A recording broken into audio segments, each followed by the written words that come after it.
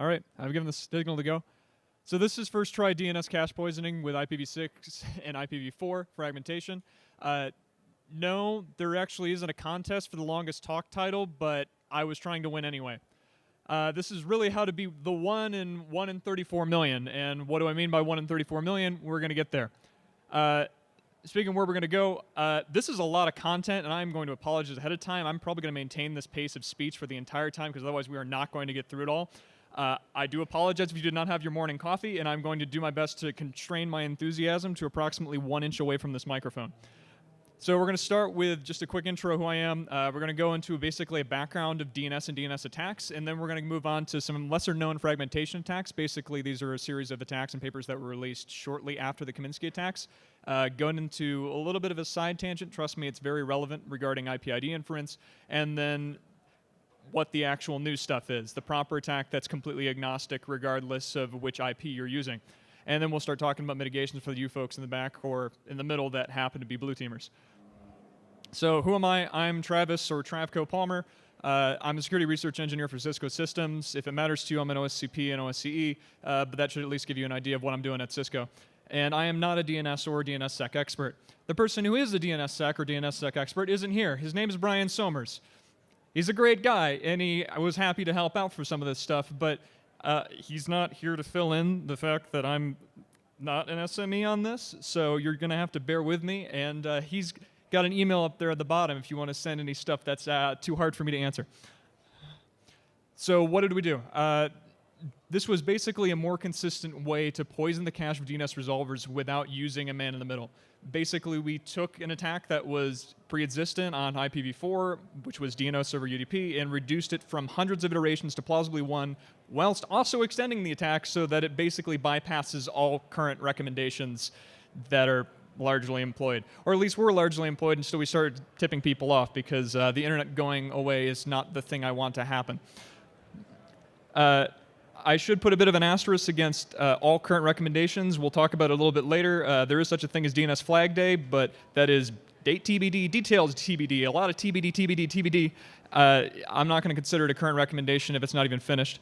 And there have been other presentations regarding this topic, but ultimately they've all fallen short on the same case, which is how to deal with this in IPv6. So this was actually discovered during a 2-week pen test. This was the strangest pen test I've ever been on. It was a single mitigation in scope. Uno. An academic exercise, if anything. This was with Cisco internal to Cisco Umbrella, and we disclosed it to Cisco Umbrella, and Cisco Umbrella basically took it from there and has been disclosing this within various trust circles to DNS operators ongoing before DEF CON and a lot more publicly after DEF CON, so it's been a couple of months.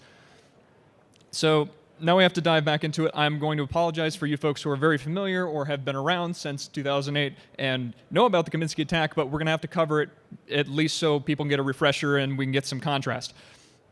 So basically, in the yonder years, in the way back, in the early internet, DNS was really only considered exploitable in the man-in-the-middle scenario, for which it's plain text. It has no protections whatsoever. But ignoring other protocols, the only thing keeping normal DNS replies from being spoofed in DNS itself was just the DNS ID, which is this happy little 16-bit thing on the top. Otherwise, all it really has to be is just well-structured and has to actually answer the query for it to be accepted, and, of course, cached by the DNS resolvers. Kaminsky determined that at multiple implementations of the resolvers were programmed to query over either sequential or extremely predictable sets of ports, and this basically means that the only source of entropy you have is right here in DNS, 16 bits. And that's only about 65,000 options stopping a spoof, and that's really not enough, which means you can do this off-path. You don't need to be in the middle. Well, what do you mean by off-path? Well, here's my best attempt to draw this in a remotely useful diagram. The dotted line there in the center is basically the network path that is normally taken by DNS request from our target through a trusted resolver out to the internet and then to a proper authoritative name server. We, the attacker, have a box sitting somewhere on the internet, and because this is, per the title, the ideal poisoning scenario, we also have a puppet. This basically just is something that can make requests on our behalf. It doesn't really need to be much. It could be as simple as just some JavaScript in a browser. It could be JavaScript for an ad in the browser. We just need something inside the network. And basically, what follows after this is a little less simple. So basically, the attacker discovers the resolver's public IP address. The puppet's really useful for this because if that resolver is behind like a NAT, like most of them tend to be, you need to figure out where the gateway is. Well, that's actually really easy if everything talks out and if you happen to be the attacker and just own your own name server and you bought a domain. Basically, you operate your domain, you make a request to your own domain, you see the traffic come in, you know what IP address requested it, and presumptively, unless you're running a really popular malicious domain, you're going to see it.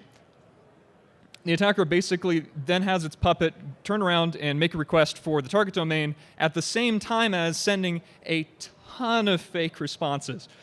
Basically, we're just trying to guess what the random request ID is inside of DNS, and as long as we're in Kaminsky era, that source port for the individual request and thus the destination port on the resolver is going to be predictable, so we don't even have to guess it. We basically just have to get the DNS part right. Now, this might take more than one try. Of course, it's 65,000 attempts. We can pack a lot of these in a single go, but there are limitations to how fast we can respond as opposed to the actual name server sending a legitimate response in. And so we need to generally do things to avoid the cache. There's a lot of ways to do this. We can ask for things that don't exist, which won't get cached. We can ask for various domains that either have really low TTLs or basically zero TTLs, like content delivery networks, Akamai, MaxCDN, what have you. Or we can basically just play a really long game because this is going to get cached, and when we do send the thing that does get cached later on, we can set our own TTLs and it'll live for a long time. Either way, the attacker eventually gets through, gets something poisoned, and the puppet's actually going to receive this poison record, and so we're going to at least know that we've done the poisoning correctly. We can stop the process. But the important part is, some point later on, the target inside that network is going to call it to that resolver, get the poison record, go ahead and reach out the attacker server, and, well, if they're getting farmed, or somebody's not doing TLS correctly, or something's not being verified correctly, you're pwned. Just as concerning as it was almost a decade ago. And then we just go ahead and reach back in. Payloads are fun. So, pardon me, I'll have to shuffle my notes here. So DNS source ports really aren't predictable anymore. Kaminsky is a nice guy. He basically alerted everyone to this in the way back when. And the patch was to basically just make these request ports massively more unpredictable. This puts a heck of a damper on the series of exploits because that basically means we have almost 32 bits of entropy that need to be guessed now, which means it's 65,000 times harder on top of the existing 65,000 times. And it's not a perfect fix, but it's pretty good. It's enough to stop this attack from being more or less reasonable. But it still is really high profile, and it was very scary, and we needed something to really mitigate this for the nation-state actor who is going to wait a year to poison the network once. So enter DNSSEC. I'm not going to pretend Kaminsky alone made DNSSEC happen, but I'm sure it helped. DNSSEC is basically public key infrastructure for domain names. ICANN signs the keys of authorities to the top-level domains that like .org, who then in turn sign the keys used for the domains like defcon.org, who then go ahead and sign the DNS record sets that they own, like www.defcon.org. There's a reason I'm using defcon. We'll get to that later. Of course, it's a little more complicated than that, but for the sake of time, I really don't want to get into it, and I can already see some eyes starting to glaze over. So we're going to talk about what DNSSEC actually really does do, and that is add data origin authentication. The ability to actually verify the data that was received actually came from the zone that it should have come from, and also for those signed individual record sets, its integrity. It's been signed by a private key, and it can't really be modified in the transit because it's a private key signed by only the zone owner. Now, that's nice and all, but the people do actually have to verify it, and ICANN can kick and scream, but people don't really do that. And per the last one, 2016, the query across the board, in the Americas, that's 22.5% of resolvers were validating.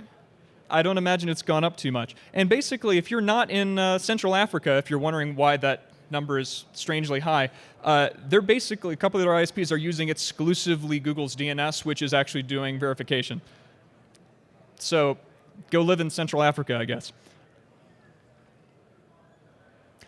Now, we do have to talk about the things that DNSSEC really just doesn't do, and that's the delegation and glue records. Delegation records, in short, are basically the records that relay authority to another server, basically saying, hey, this person's over here, but this is their zone. You should go there and ask them for it. And the glue records, which is basically a fix to solve an issue of if you decide to put your name server in a subdomain of your domain, which causes real fun things if you try to look up where that name server is, because someone's going to go to .com to try and find example.com, go to example.com, and then where's the name server? I don't know. Back to .com. This continues for a while. Now, some of you might be wondering, okay, but really, why aren't the delegation records signed? That's a little bit weird. These are like name server and sometimes A records located in the authority and additional sections. They're kind of important. Well, the RFC says so. Delegation of duty. Only the child zone has the private key for authoritative records and has data origin authentication. It's built in. There's data origin authentication built right into the original parent's return. So ideally, if you can trust the parent, you can trust the delegation, but the record itself is not signed. All these signatures also have a bit of a cost. They make responses really quite long, especially if there's a lot of records. As a bonus, name servers can actually use things like NSEC and NSEC 3 to basically prove that there are no subdomains in between certain things by signing all the records around them. And so if you, say, make a request for something that doesn't exist, it can authoritatively tell you that it doesn't exist. Well, how bad could that be, right? You're just like telling someone, no, something doesn't exist, here's some stuff around it. Well, for defcon.org, that's 1,922 bytes. Or at least it was, actually. I made these slides, and they've changed their keying, actually. We're on NSEC 3 now, and it is 2,587 bytes to say no. A 0 response. I understand there's a lot more that's being done here, but from the standpoint of trying to just tell me something doesn't exist, this is a lot. There is almost no pathway on the internet where you can safely assume this is going to get through unfragmented. And that's something we need to talk about. So this is getting into the work of fragmentation considered poisonous. This was Mir Hertzberg and Haya Shulman. This was 2012. But basically, if a response becomes too big, it has to get fragmented to the IP layer because DNS is using UDP. UDP has no means to deal with this. And that means that you get all these lovely things like the DNS identifier, the UDP port number, and all that. It ends up very early in the IP payload. And that means that second fragment is looking pretty lonely. If we look on the diagrams here, which are pretty inexact, the bits of red are basically the bits of entropy that are pretty hard for us to guess. Now, even with DNSSEC, there's going to be a lot more red there. That innermost box, and this is like DNS inside of UDP inside of IP, the innermost box and that little bit of red there on the first one, it would be a lot bigger for DNSSEC because there's a lot of stuff it's really hard as an attacker to just kind of guess. But it's all going to end up at the top. It's all very close to the top, and with the exception of like the actual records that are signed, everything really ends up in the first fragment. And that IP identifier, that's 16 bits. This should seem familiar. A significant portion of name servers, actually, when this research was coming out, actually were also using global IPID counters, and it was the default in both Windows and FreeBSD in 2012. So what does the attack look like for this? Well, in order to explain this, we have to add an IP fragment cache to the diagram, sorry. And most Unix systems, this caps at about 64 fragments, which is why whenever I'm saying we're throwing a bunch of fragments, it's always going to be 64. And its purpose is basically to keep fragments until they can be reassembled. So how do we start? Well, we ask. The funny thing about IPIDs is when they're global, they're the same for everybody. And so if you're the attacking server, you just kind of ask the name server for literally anything. And if it comes back with an IPID attached, you know what the IPID is. Done, good to go. Mind you, we shouldn't wait on this because it is global, and everybody who talks to this name server is also going to be iterating this number. So we're going to have to make this real quick. Puppet quickly makes a request on our behalf to the resolver, and since we know what and when it was requested, we can predict the general format of the response. Where it fragments, DNS is pretty consistent, and send 64 versions of that what would be that second fragment with different IPIDs in hopes of matching something legitimate. And we don't even need to think about ports, which is great. Even if there's a gateway, all this stuff kind of gets shoved through. Ports are a layer 4 thing. We're sending fragments on layer 3. We just kind of send it through, and if it's going to make it, it's going to make it. And if we did this right, when that legitimate response gets sent, it's going to basically be matched with a malicious second fragment that is sitting there in the cache waiting. And once that gets combined, pops up to the cache, normal response gets returned, albeit malformed. Some things may have changed in that second fragment. And we're back to party time.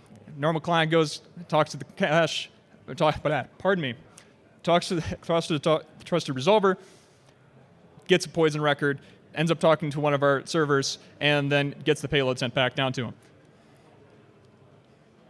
You're going to have to forgive me, I get very dry mouth. So DNSSEC, as I had mentioned before, it adds a lot of signature records, but we're actually really in the clear here. The sections we care the most about, authority and additional, they always end up last, the other ones being your question and answer sections. And this actually gives us a lot of options in terms of what we can do as long as one of these records complete ends up in the second fragment. Now, I would try to verbally describe all of this, but it's rather difficult, so I'm going to just defer to the diagram that came included with the paper. It's fantastic. There's a couple of attacks in here. They're pretty what you would expect. At least the first one is outright just domain hijacking. That is what you expect it to be. It has a very special requirement, though. Basically, permissive island, it means that the DNSSEC is not being set up correctly. So we're going to focus on the other ones because, hey, this is about breaking the stuff after everybody's done everything right. So subdomain injection, basically, there's such a thing in NSEC 3 called an opt-out. If you have a ton of subdomains, so for example, I'll give DeviantArt, every single user on that site basically has their own subdomain. Nobody is going to want to sign all those. And so you would naturally do something like opting out on NSEC 3 and just not going to sign all those various subdomains that are actually inside your zone, which is neat and all, until somebody else proceeds to just insert a new one, which can be pretty bad, especially if the thing they decide to insert is like, I don't know, admin or support or help desk. The thoughts continue. You may think of other sites that aren't DeviantArt. And on the other and further down is actually the most impressive part of this particular paper, which was the NS hijacking and the nameserver blocking, which you can do in two parts basically as a complete attack. Basically what you do is you go in and you change an NS record, that because it's a delegation, and then you proceed to start, after that malicious nameserver address gets cached, start blocking all the legitimate ones by basically ruining their traffic. If we can get anything that's remotely fragmented, we can start messing with that pretty seriously. And for Unbound, which is a relatively popular, we could also go for Bind, but frankly, both of them, the settings are pretty close. A relatively popular resolver software for DNS. It only takes 2 failed queries in a 15-minute interval for it to basically blackball that name server. It's not going to ask for it again. It's going to assume it's non-responsive, which means if you do both of these things in concert, your malicious name server is the only name server.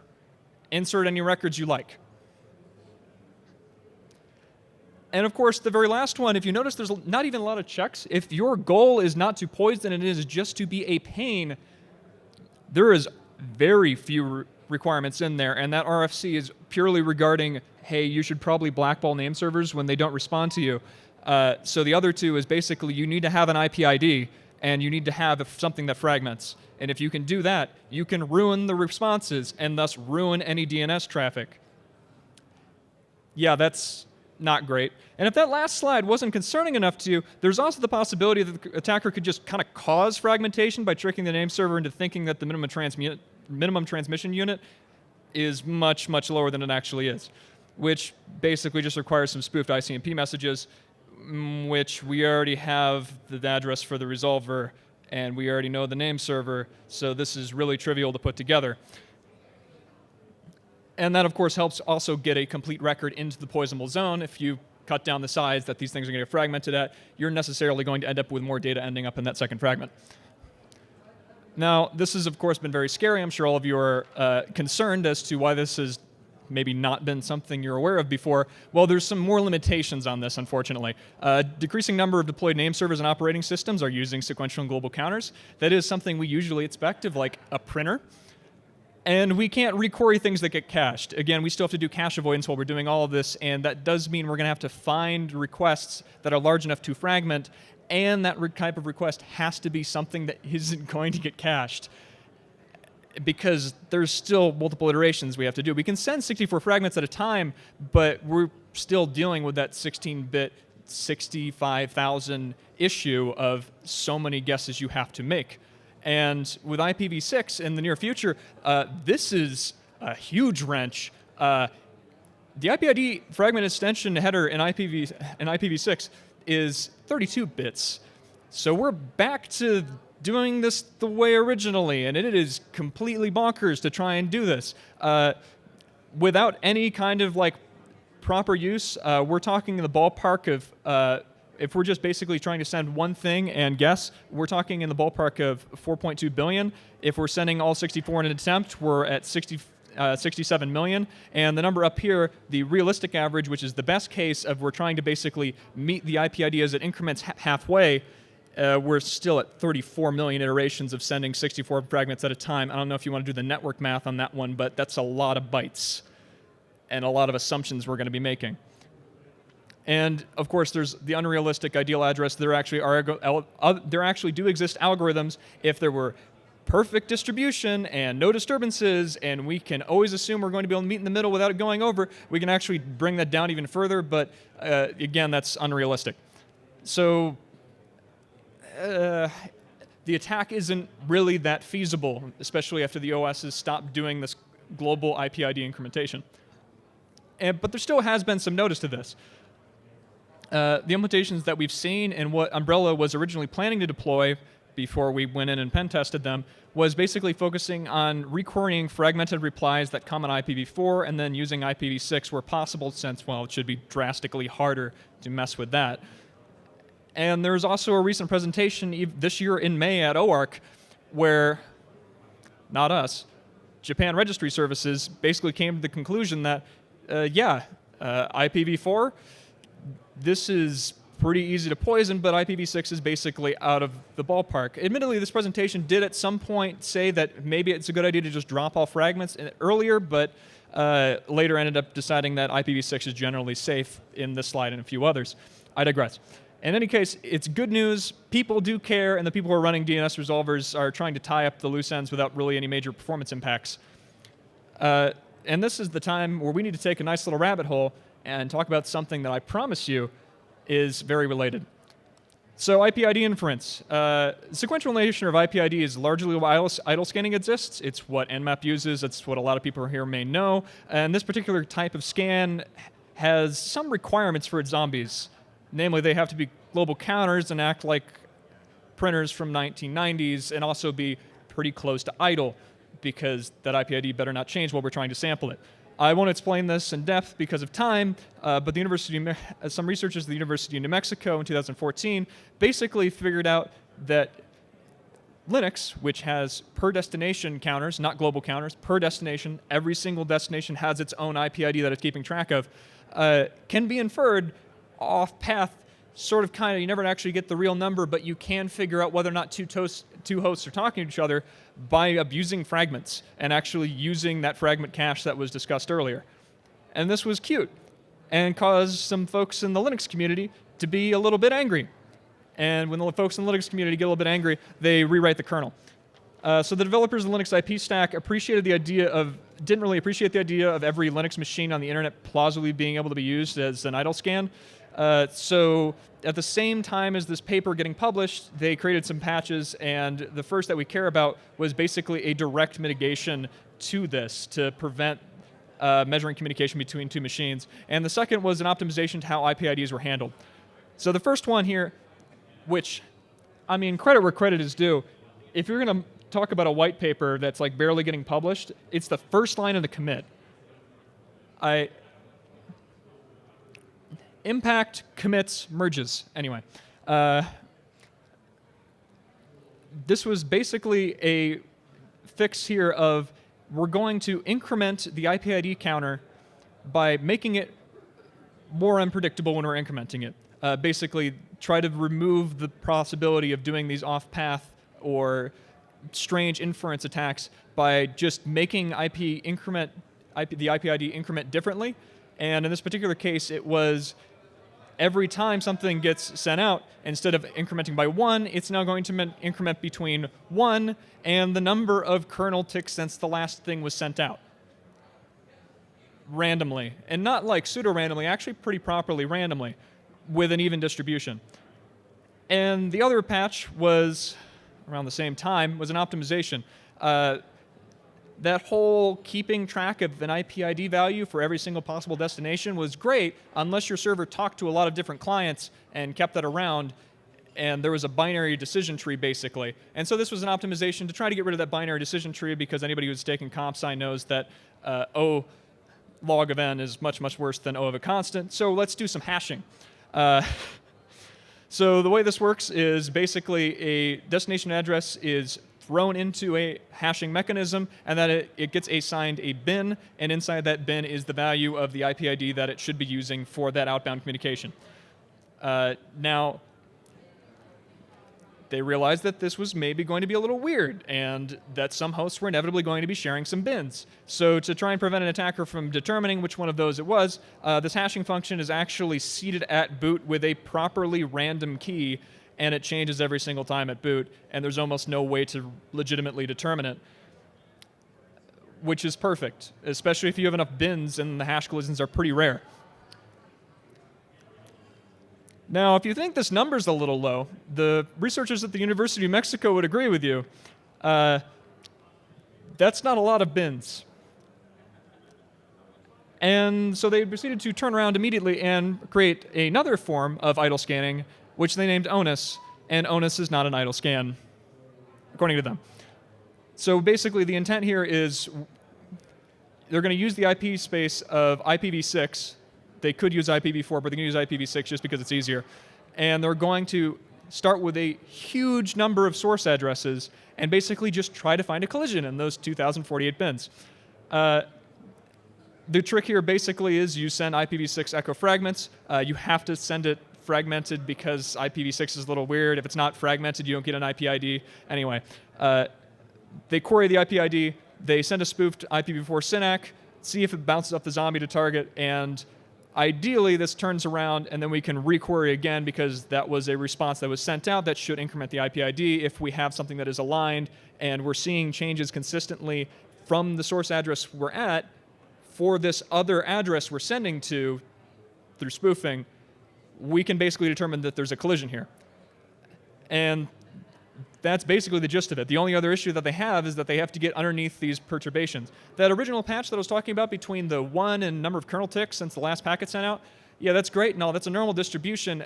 If the kernel ticks are 1, that's between 1 and 1. And thanks to modern Linux, most of the really tight timekeeping is not kernel ticks anymore. It's jiffies. And so that means for a lot of systems, that's about 100 hertz or 10 milliseconds, which in network time is pretty neat, especially since all these things can be sent at the same time, and they just have to hit in order. And there are admittedly some very high-performance Linux systems that have been configured with a kernel tick that's ridiculously high, like 1,500. But even then, that's 0.66 milliseconds. If we're talking about high-performance fiber optic networks, that's easy enough to get under. All we have to do is just have all of our packets hit in order. Fantastic.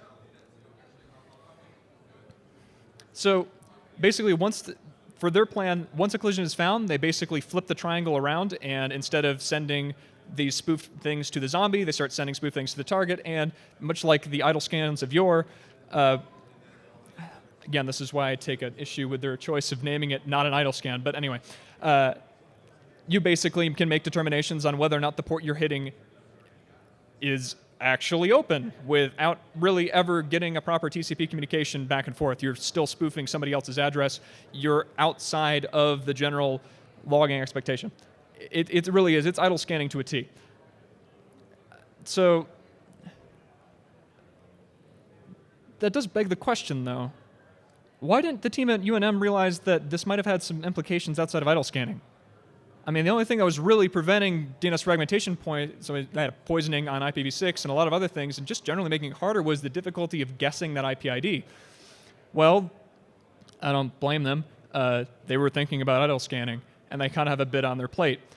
And the DNS fragmentation attacks aren't really well known. They're a bit niche. Show of hands here, who knew about Hertzberg and Schulman's research before today? Absolutely 0 hands. Fantastic. So they didn't correlate this. That's where I come in. I took a dot between 2 white papers, and I drew a line between them. I promise this is actually really cool. So much like ONUS, and no, I'm not going to call this technique actually not an idle scan or ANIS. But much like ONUS, we start by finding collisions. Basically, we go in the same way they were doing it before, and we can use IPv6, or if we really need to, we can use IPv4. We might want to use IPv6 for the convenience, but if we want to use IPv4, it really is as simple as, instead of sending IPv4, well, we can actually just buy some address space. And if we want to use only IPv6, if you notice right in the dead center here, they're using IPv4 so SYNEC. If we want to get collisions for addresses that are purely IPv6, because we know the resolver we're going to use later down the line is going to talk to this name server on IPv6, no problem. Just more IPv6 echo frags. There is a bit of a limitation here. Hypothetically, you could run into an issue where one of these servers is not going to respond to this many echoes at the same time, but the reality is it only needs to respond to 3, and then we can politely wait until it's done fussing, and then try this again and try to continue testing for collisions. Now, I had mentioned before, IPv6, the reason we're using IPv6 here isn't because every name server is using IPv6. It's for convenience. And the real question is, okay, why are you using this for convenience? How actually convenient is it to get IPv6 address space? That's AWS to the rescue. All AWS virtual private clouds basically give you the ability to buy up or at least reserve an IPv6 CIDR. And how big is it? Well, I will admit I haven't done extensive testing, but I'm pretty sure this is enough. For you folks that can't parse commas that fast, that's a little less than 18.5 quintillion, give or take a couple dozen quadrillion. Mind you, statistically, it only takes about 10,000 source addresses to get a 99.2% collision chance, because there's only 2,048 bins. But overkill's underrated, so might as well. And the neat thing about this is because we're doing something that is going to give us the IPID directly, this is actually outright better than finding global IPID name servers, because we should actually also get some shielding from that binning. That binning is going to, for 2047 of 2048 hypothetical connections, just not affect us. It's not going to change the IPID, which means that we can be a little bit slower or at least a lot more accurate in our attempts to poison something, which means we might be able to just do it in the first shot. And we also have a broader selection. This is basically all recent Linux kernels. If a name server is running anything older than this, they have bigger issues. There's a couple of kernel exploits. I don't know if you folks know about them. And as far as scope is concerned, it's a lot, actually. Being a downstream puppet is really trivial for the public resolvers. A lot of these are heavily trusted, which is why we told them about it. I honestly don't know how many of them have fixes in place, but at this point, fix it or else, I guess, because the papers have been out for a while, and I'm probably not the only person that could draw this line. And basically, even in the case where you have something, I don't know, like Google Public DNS, where they have a ton of DNS resolvers sitting behind some NAT, and they're load balancing, distributing all the requests across multiple machines, that's great and all. We only need to poison one at a time because these things are cached and they're kept around, and so we can send out a ton of requests, try to poison only one resolver at a time, and then rinse repeat until we have all of them. And we also get the other things that I was kind of alluding to, is that that whole hashing keying, yeah, that's on reboot, and name server uptime means that our collisions that they're basically going to last forever. As long as this name server stays up, any collisions we found previously between one of our malicious source addresses and the actual destination address of a resolver, we can hold on to, because it's probably not going to change. And that means we can wait for times of least monitoring. We can start accumulating these collisions or matches for multiple name servers and resolvers. For example, I don't know, like you could probably iterate through every single Google public DNS resolver for a given name server and poison all of them simultaneously, a thought. And you could also perform multiple short duration cache attacks because, well, sometimes you want to get in and get out without being noticed, and stuff hanging around in cache is still an indication of compromise. And even if you do it on the first hit, records that aren't supposed to be there look wrong. So we just can specify a really short timeout, and that resolver will clear itself out real quick. Okay, so I've said a lot of words up until this point. But there's a little bit more, because we have to consider that because this is doable in a single hit, there's a lot of other stuff that we really weren't able to do before that's kind of a lot more plausible now. If this is a resolver on a corporate network, we might not even need a puppet anymore. We can basically just wait for a cron job or a midnight update to trigger. Anybody can learn the time to live, so if we know how long one of these records lives and we know what time people start working in the morning, we can just do the math, and the next time the resolver goes up to ask for something, we can poison it.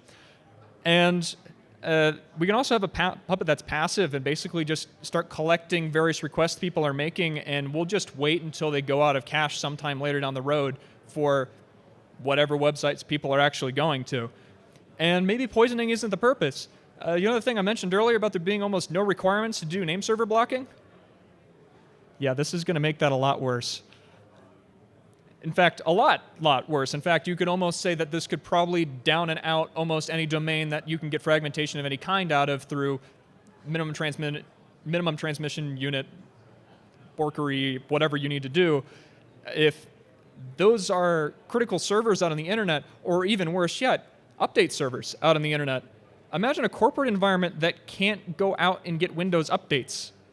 No DNS means no handshake, means no patch Tuesday. That's terrifying. So I know there's a lot of content. I'm going to try to just summarize basically how this works down at this point. This is how you do the exploit. You pick your targets. You pick a resolver, domain, Linux name server. You do have to be a little bit careful with the things you're picking. Make sure that some of these actually are going to produce some responses, kind of step 3. And you also have to make sure that the resolver's public IP address is something that you can determine. You can generally get a gateway. Sometimes Shodan is enough for this, though. A lot of people leave the resolvers basically sitting on the outward section of the internet. And then step 5, or pardon me, after you... getting out of myself. Step 4, basically, we can go ahead and just find all the bucket collisions we need, get all of our collisions between our attacker address pool, which can be IPv6, or if you can find it, some IPv4 addresses, but those are a little bit in short supply. And you basically get all the collisions you necessarily need, and then step 5, which is my favorite step, is wait until you feel like it, literally as long as you need to. And then step 6, optional if you need it, trick the name server into lowering the PMTU and force DNS fragmentation. This is especially important on IPv6 because IPv6 can send some stuff that's pretty big. IPv4, a lot of stuff is sending stuff that's pretty small, and if it's DNSSEC records or anything with DNSSEC, it's probably going to be too big to get sent all at once. And then do kind of what you did before. Query the name server to get the IPID just before a known request is sent to a resolver, probably with a puppet. Maybe it's a cron job. Maybe you're just anticipating something. And then send spoof 64 fragment sequence. You could send less if you're really confident, but you might as well send everything you can once, ideally, to with a known IPID or based on a known IPID, as described in the papers before, Fragmentation Considered Poisonous, which is Hai Schulman and Amir Hertzberg's work. So now we're going to talk about mitigations. This is frankly scary, and I wish I was the best person to talk about the mitigations. This is normally when I would hand off to Brian. Brian is not here. Sorry, you have me. He has at least given me the thumbs up for most of this. So the first one that we can talk about, which was the solutions that were originally going to be deployed and was originally the general sentiment, was we were basically just going to handle IPv6 separately. Obviously, we can't do that anymore. And so we can try to extend that by basically looking for fragmentation in IPv4, looking for fragmentation in IPv6, and trying to get rid of it.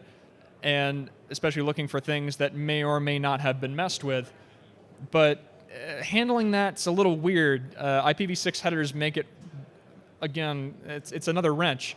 IPv6 extension headers may or may not actually exist, and if you're writing something quick in like IP tables or whatever your newfangled beyond IP tables is that you're using, NF tables, whatever, there's not a lot of utilities for very quickly matching this kind of thing, and the last thing we want to do is have one of our resolvers basically keel over because the traffic that it's handling day to day is too much to do identification on. So really, you kind of have to go with the solution that's on the horizon, and that all those TBDs I was talking about before, yeah, that's here. DNS Flagment Day 2020 is planned. The date's TBD. The actual buff size solicitation you should cut it down to is TBD, but I'm going to go with this one because this seems to generally be the consensus. If you basically take your ascended DNS buffer size solicitation down to 1,220, it means that almost all the networks it's going to traverse, it's not going to get fragmented. And if you do, say, get fragments, you can turn around and start recurring it over TCP. And that means you don't need fragments anymore. Done, basically.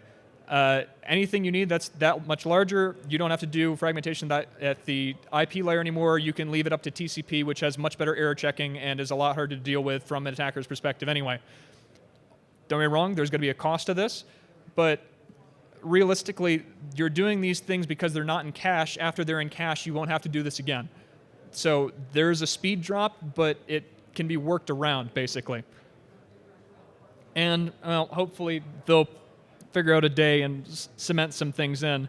But in the meantime, this is actually looking pretty good because this is generally the way the DNS community was already pushing, because a lot of these signing records, NSEC, NSEC3, they're pushing to start using elliptic curve cryptography, which means that a lot of these things actually might get small enough that you can get them in single UDP back and forth, ask and response. Now, the other thing you could do, and this is for the very paranoid folks that want to know whether or not you're getting attacked, is just basically look for unsolicited echo responses. This is really the only indication you get. Sorry, but it can still make an alert for what little warning you might get, and knowing is half the battle. Though it should be noted that although you probably will get a large volume of unsolicited fragmented IPv6 ICMP echo replies during the collision finding phase, you will probably get almost no indication during the actual poisoning. You're going to get a quick burst of 64 maybe, and that's assuming somebody's taking my advice of, using everything you can instead of only sending one or two. And this attack could be performed with other things too.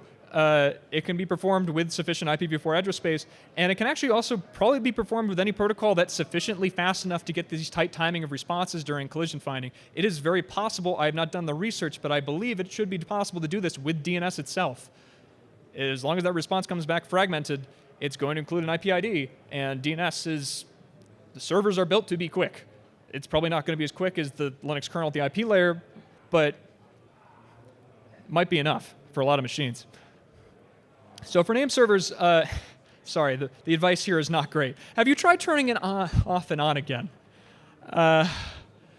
There's better advice down the line, but ultimately, this is one option because a host is running Linux and it's doing this keying at boot time. If it reboots, the keying's redone.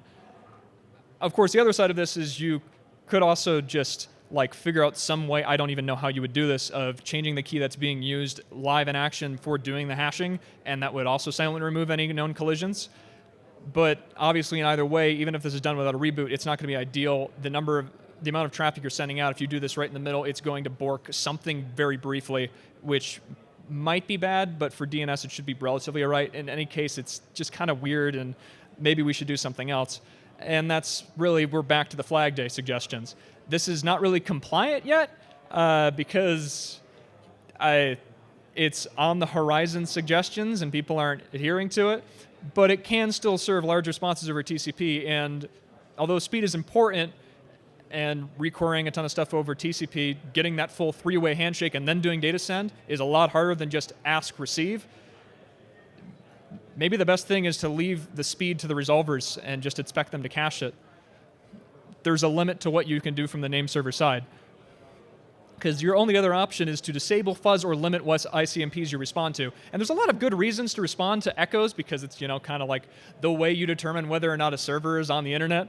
But maybe you don't need to respond to fragmented echoes. That's a little weird. Only really people who are doing network shenanigans are probably going to be using that in the first place. And you could also just handle ICMP separately at like a non-kernel process and muck with the timings. That would be enough to completely kneecap this attack. But then again, ICMP is, again, not the only way this attack probably could be done. And if somebody's able to pull this off on your server using collision finding on DNS, good luck. You can't really make your responses slower for DNS. That's going to kneecap yourself. Something's going to get lost. And of course, there's always the option you can just roll your own kernel, I guess. Change that IP IDentsSEC to something much, much, much bigger than 2048. Or hypothetically, you could use BSD, which isn't affected by any of these collision finding attacks. I thought there might be a bit of a performance hit depending on what you end up switching to, but best of luck. I'm not the world's greatest sysadmin. I will not give you a firm recommendation for any one particular operating system to move all your name servers off to. Now for the domains, which is probably the most applicable to most people, deploy DNSSEC. And do it with good signing keys too, because if you do bad signing keys, you're going to end up with longer replies. And although DNSSEC prevents outright tampering with the records, if you have weak keys and someone just breaks your keys, then you have something that's both fragmented and something that can be tampered with, which means you really ought not to follow certain recommendations by VeriSign. Because these, to briefly dive into this, a ZSK is a zone signing key. There's a KSK, which is a key signing key, which is used to sign this ZSK. But ultimately, the ZSK is a private key to make all of the actual resource record signatures. And if you're having that kind of thing at only 1,024 bytes, that is not going to be too great because although ZSKs are rolled over more frequently than key signing keys, you have to, if you're going by the spec, roll them every 90 days and release them 30 days before you're using them, which means you have 120 days of this thing sitting around for somebody to spin up some AWS instances and start trying to crack your RSA key. Yeah, so really don't listen to the VeriSign advice. This is actually really recent too. I'm really sorry to say that. Anyway, for everybody else, don't panic, or maybe panic a little. This has been me. Any questions?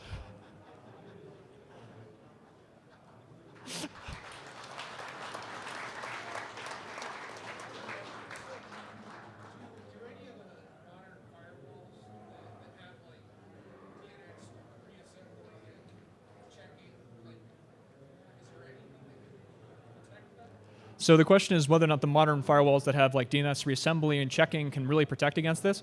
The cool part of this is, even if your firewall is really great at looking for these kind of things, determining which one of the second fragments is the legitimate one is nigh impossible. And so the only thing the firewall might be able to be configured to do is look for those second fragments arriving well before the first fragment. But then again, you're going to make a decision on every single one of those fragments before they go into the cache, and they all look like they're proper DNS second fragments as long as it's properly structured. So as a turn back around, sadly, firewalls are not the answer for every problem. Yeah. Oh, well. Any other questions?